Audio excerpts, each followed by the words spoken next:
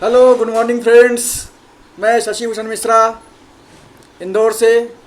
तो मध्य प्रदेश के इंजीनियरिंग महाविद्यालयों में इंजीनियरिंग के एडमिशन के लिए नोटिफिकेशन DTMP ने जारी कर दिया है।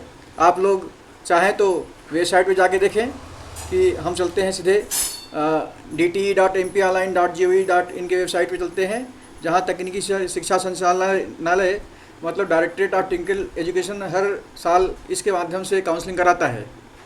तो अब देखेंगे यहाँ पे उन्होंने नोटिफिकेशन जारी कर दिया है।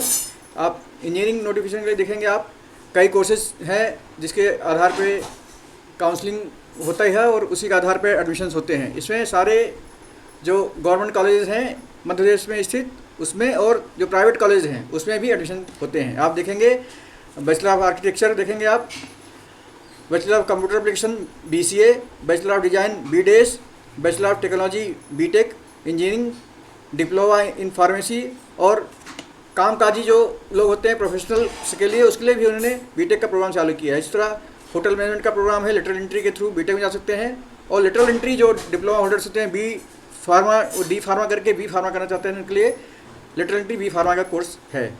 आप देख सकते हैं कि इसमें उन्होंने अप्लाई रूल बुक और शेड्यूल दिया है। तो पहले हम शेड्यूल देखते हैं। हम देखते हैं शेड्यूल, बैचलर ऑफ टेक्नोलॉजी का शेड्यूल देखते हैं कि किस किस तारीख से उन्होंने क्या क्या रखा है, काउंसलिंग के लिए क्या शेड्यूल घोषित किया है। तो इसे आप देखेंगे, टाइम टेबल समय सारणी 28 तारीख को दिया हुआ है।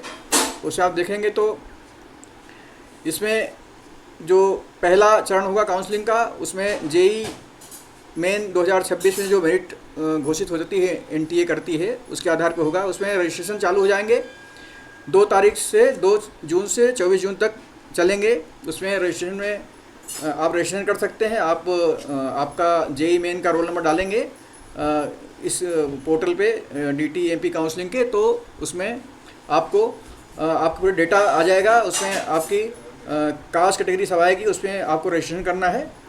और आप रजिस्ट्रेशन चाहें तो रजिस्टर कर सकते हैं यदि कुछ आपको लगता है कि हमसे गलती हो गई है या आपके पास कोई सर्टिफिकेट नहीं है at the time of registration, तो आप उसको रजिस्ट्रेशन को निरस्त करके वापस रजिस्ट्रेशन कर सकते हैं। रजिस्ट्रेशन का कोई चार्ज नहीं है, there is no fees for registration. आप रजिस्ट्रेशन कर सकते हैं। उसके बाद आप जो आखिरी 2 दिन रहेंगे 25 और 26 जून को, उसमें रजिस्ट्रेशन में यदि कोई गलती फिर भी रह गई है आपको ड्यू टू ओवरसाइट, तो आप उस रजिस्ट्रेशन में सुधार कर सकते हैं या एडिट कर सकते हैं उसको। तो रजिस्ट्रेशन करें आप उसको। उसके बाद जब आपका रजिस्ट्रेशन आप करेंगे तो इसी बीच आपके डॉक्यूमेंट्स कुछ अपलोड करने पड़ेंगे, जैसे आपका मूल निवासी का प्रमाण पत्र है, आय का प्रमाण पत्र है और आपका कास्ट कैटेगरी सर्टिफिकेट है, वो आप अपलोड करेंगे। 10वीं 12वीं के मार्कशीट की आप रोल नंबर डालना पड़ेगा आपको, या आप पासिंग डालना पड़ेगी आपको। तो ये सब चीज़ें ऑनलाइन वेरीफाई होंगी। जैसे ही वेरीफाई हो जाएंगी, ये 2 तारीख से 24 तारीख के बीच में करेंगे या 26 तारीख तक के बीच में करेंगे आप रजिस्ट्रेशन। इसी के बीच में आपका ऑनलाइन वेरिफिकेशन भी हो जाएगा, वो ऑनलाइन ही होगा ऑटोमेटिक, उसमें आप कहीं जाने की आवश्यकता नहीं है।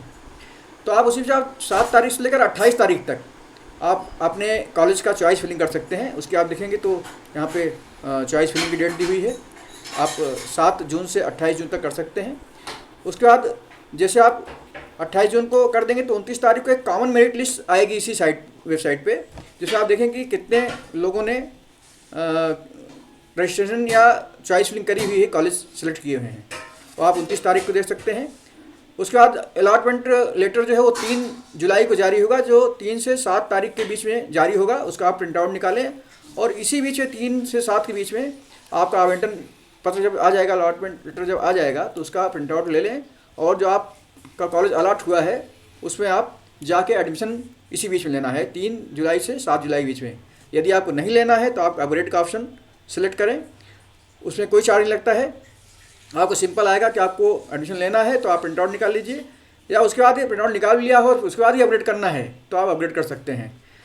आप अगर अपग्रेड नहीं करते हैं, ऑप्शन सेलेक्ट नहीं करते हैं, तो आपका इस चरण का काउंसलिंग का जो है कैंसिल हो जाएगा आवंटन, और आप अगले काउंसलिंग के लिए आप बैठ सकते हैं।